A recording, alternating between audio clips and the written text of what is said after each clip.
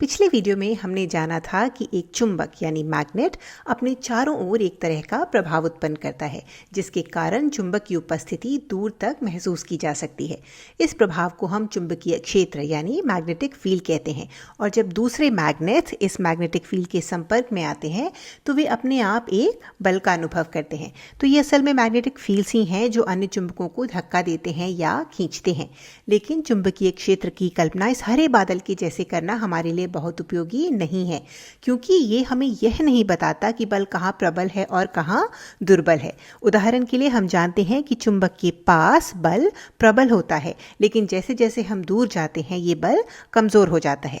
इससे हमें ये भी पता नहीं चलता कि अन्य चुंबकों पर किस दिशा में बल लगेगा। इन्हीं कारणों से आज हम एक और दूसरे और बेहतर तरीके से चुंबकीय क्षेत्र की कल्पना करेंगे, और ऐसा हम हर जगह रेखाएं खींचकर करने वाले हैं। इन रेखाओं को हम चुंबकीय क्षेत्र रेखाएं यानी मैग्नेटिक फील्ड लाइंस कहते हैं। तो इस वीडियो में हम देखेंगे कि चुंबकीय क्षेत्र रेखाएं कैसे बनाते हैं और उन्हें कैसे समझते हैं। तो मैग्नेटिक फील्ड लाइंस बनाने के लिए सबसे पहले हमें इस चुंबकीय क्षेत्र की दिशा का पता लगाना होगा। तो हम यहाँ ये मान लेते हैं कि किसी भी बिंदु पर चुंबकीय क्षेत्र की दिशा वह दिशा होगी जिसमें एक चुंबक का उत्तरी ध्रुव यानी नॉर्थ पोल बल का अनुभव करेगा। उदाहरण के लिए यदि हम यहाँ मैग्नेटिक फील्ड की दिशा जानना चाहते हैं तो हमें इस बिंदु पर एक छोटा मैग्नेट रखना होगा और देखना होगा कि उस मैग्नेट का नॉर्थ पोल किस दिशा में बल का अनुभव करता है। और ऐसा हम एक कंपास का उपयोग करके कर सकते हैं, क्योंकि कंपास में एक छोटा चुंबक होता है, मैग्नेट होता है, जो घूमने के लिए स्वतंत्र होता है। तो ये हमें बल की दिशा दिखाएगा। तो कंपास का लाल हिस्सा उत्तरी ध्रुव है और काला हिस्सा दक्षिणी ध्रुव। तो हम यहाँ अपने कंपास को रखते हैं। ध्यान दीजिए कि उत्तरी ध्रुव नॉर्थ पोल इस दक्षिणी ध्रुव यानी साउथ पोल की ओर आकर्षित होता है, अट्रैक्ट होता है और इस दिशा में खींचता है। इसलिए इस बिंदु पर चुंबकीय क्षेत्र इस दिशा में है।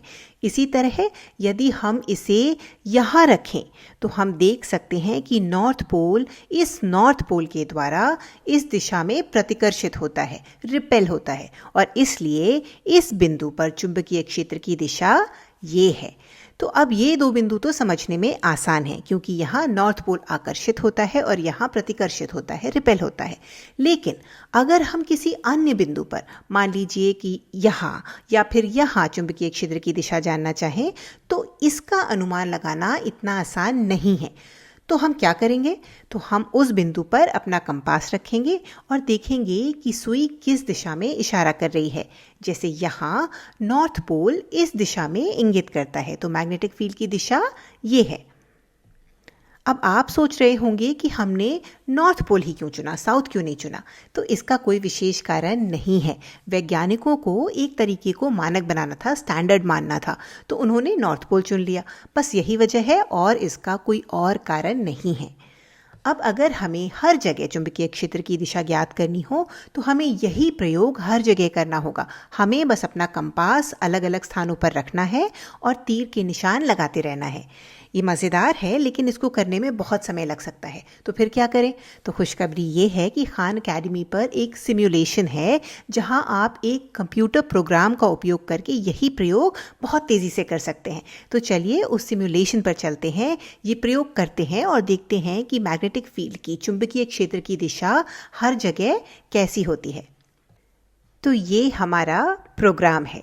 इस कोड के बारे में हमें चिंता करने की ज़रूरत नहीं है। इस सिमुलेशन का लिंक हमने डिस्क्रिप्शन बॉक्स में डाल दिया है। तो यदि आप चाहें तो इस वीडियो को देखने के बाद लिंक पर क्लिक करके ये प्रयोग खुद करके देख सकते हैं। यहाँ सेटअप लगभग समान है। हमारे पास एक छड़ चुंबक है, एक बार मैग्नेट है और एक कंपास है जो हमें चुंबकीय क्षेत्र की दिशा ज्ञात करने में मदद करेगा। यहाँ लिखा है कि एरो बनाने के लिए स्पेस बार दबाएं। ये मुझे इसीलिए इतना पसंद है क्योंकि ये बहुत आसान है। उदाहरण के लिए यहाँ हम जानते हैं कि मैग्नेटिक फील्ड नॉर्थ पोल की दिशा में, बाईं दिशा में होगा। तो अगर मैं स्पेस बार दबाऊं तो अपने आप यहाँ एक एरो आ जाएगा। ये हमने स्पेस बार दबाया और एरो बन गया।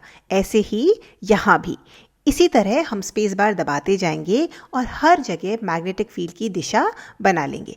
तो चलिए शुरू करते हैं।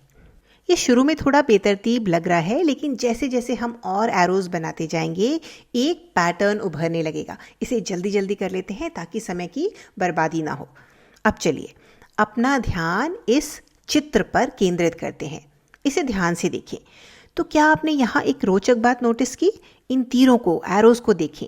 यहाँ सभी तीर, सभी एरोज उत्तर से दूर की ओर जा रहे हैं और धीरे धीरे दक्षिण की ओर मुड़ रहे हैं। तो चुंबकीय क्षेत्र का, मैग्नेटिक फील्ड का प्रतिनिधित्व करने के लिए हम इन एरोज की जगह संतत रेखाएं, कंटिन्यूअस लाइंस खींचते हैं। ये रेखाएं उत्तर से शुरू होती हैं और दक्षिण की ओर जाती हैं। हम रेखाएं इसलिए खींचते हैं क्योंकि उन्हें खींचना एरोज बनाने की तुलना में अधिक आसान होता है। हर बिंदु पर एरो बनाना थोड़ा मुश्किल हो जाता है।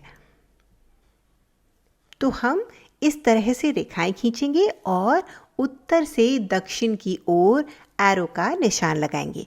आज के समय में इस प्रकार हम चुंबकीय क्षेत्र का प्रतिनिधित्व करते हैं, उत्तर से दक्षिण की ओर हर जगह। अब ये देखने में उतना अच्छा नहीं लग रहा है, इसलिए हमने पहले से इसका एक बेहतर चित्र बना रखा है और ये है हमारा चित्र। चलिए इन चुंबकीय क्षेत्र रेखाओं के, मैग्नेटिक फील्ड लाइंस के कुछ और महत्वपूर्ण गुणों को देखते हैं। तो पहला गुण तो यही है कि रेखाएं उत्तर से शुरू होती हैं और दक्षिण में समाप्त होती हैं, लेकिन ऐसा बार मैग्नेट के बाहर होता है। यदि आप चुंबक के अंदर देखें तो आप देखेंगे कि रेखाएं दक्षिण से उत्तर की ओर जाती हैं, ये ऐसे एक पूरा लूप बनाते हुए। तो संक्षेप में हम कह सकते हैं कि चुंबक के बाहर मैग्नेटिक फील्ड लाइंस उत्तर से दक्षिण की ओर जाती हैं और चुंबक के अंदर वे दक्षिण से उत्तर की ओर जाती हैं, जिससे एक लूप जैसा बन जाता है। एक बार फिर से देखते हैं। बाहर चुंबकीय क्षेत्र रेखाएं नॉर्थ से साउथ की ओर जाती हैं, अंदर साउथ से नॉर्थ की ओर जाती हैं, जिसकी वजह से मैग्नेटिक फील्ड लाइंस हमेशा बंद लूप, क्लोज्ड लूप्स होती हैं। ये बड़ी वाली रेखा भी एक क्लोज्ड लूप ही है। अब आप सोच रहे होंगे कि चुंबक के अंदर ये रेखाएं साउथ से नॉर्थ की ओर क्यों जाती हैं? तो इसे ऐसे समझते हैं। अंदर की फील्ड लाइंस की दिशा ज्ञात करने के लिए मान लीजिए कि हम इस चुंबक को ऐसे तोड़ देते हैं। उसके बाद हमें बस बीच में अपना कंपास लाना है और देखना है कि नॉर्थ पोल की दिशा क्या है। अब आपको लग सकता है कि जब हम अपना कंपास यहाँ लाएंगे तो नॉर्थ पोल इस दिशा में यानी साउथ की ओर इंगित करेगा, जिसकी वजह से मैग्नेटिक फील्ड लाइंस नॉर्थ से साउथ की ओर होनी चाहिए। लेकिन जब हम अपना कंपास रखते हैं तो हम देखते हैं कि नॉर्थ पोल असल में इस दिशा में इंगित करता है, जिसका अर्थ है कि चुंबक के अंदर मैग्नेटिक फील्ड्स साउथ से नॉर्थ की ओर है। पर ऐसा हुआ कैसे? तो होता ये है कि जब हम अपने चुंबक को तोड़ते हैं तो हमें बस एक साउथ पोल और एक नॉर्थ पोल नहीं मिलता, बल्कि दो छोटे चुंबक मिलते हैं जिनके अपने अपने नॉर्थ और साउथ पोल्स हैं। तो यहाँ यह सुई इस नॉर्थ पोल की वजह से प्रतिकर्षित हो रही है और इस नए साउथ पोल की ओर आकर्षित हो रही है। इसी वजह से चुंबक के अंदर मैग्नेटिक फील्ड, चुंबकीय क्षेत्र पहले वाले साउथ पोल से पहले वाले नॉर्थ पोल की ओर होता है।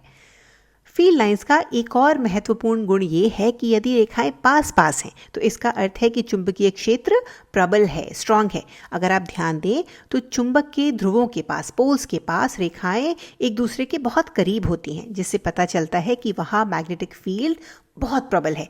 और जैसे जैसे आप पोल्स से, ध्रुवों से दूर जाते हैं, रेखाएं दूर होती जाती हैं, जिससे पता चलता है कि क्षेत्र काफ़ी दुर्बल है, कमज़ोर है। इसे प्रयोगात्मक रूप से भी देखा जा सकता है। तो अगर आप एक छड़ चुंबक, एक बार चुंबक पर लोहे का कुछ बुरादा छिड़कते हैं तो आप देखेंगे कि चुंबक के पोल्स के पास काफ़ी बुरादा इकट्ठा हो जाता है, जो हमें बताता है कि वहाँ मैग्नेटिक फील्ड, चुंबकीय क्षेत्र बहुत स्ट्रांग है। और जैसे जैसे हम दूर जाते हैं बुरादे की मात्रा भी घटती जाती है, क्योंकि फील्ड कमज़ोर हो जाता है, वीक हो जाता है।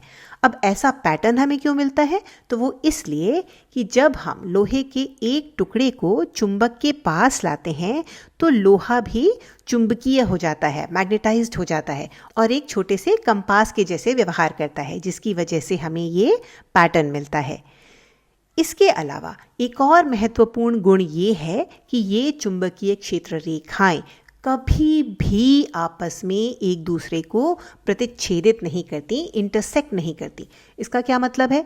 तो इसका अर्थ ये है कि अगर हम एक और चुंबक यहाँ लाएं तो हम ऐसा सोच सकते हैं कि इसकी फील्ड लाइंस इस चुंबक की फील्ड लाइंस को आपस में काटेंगी, लेकिन असल में ऐसा नहीं होता।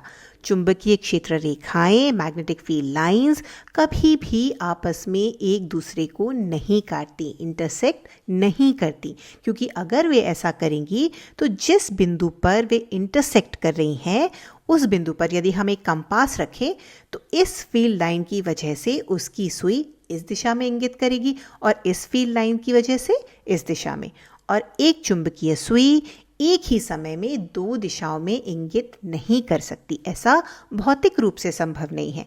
इसी वजह से फील्ड लाइंस कभी भी इंटरसेक्ट नहीं करती, बल्कि उस स्थान पर होता ये है कि ये फील्ड लाइंस इस प्रकार परिवर्तित हो जाती हैं कि वे एक दूसरे को नहीं काटती।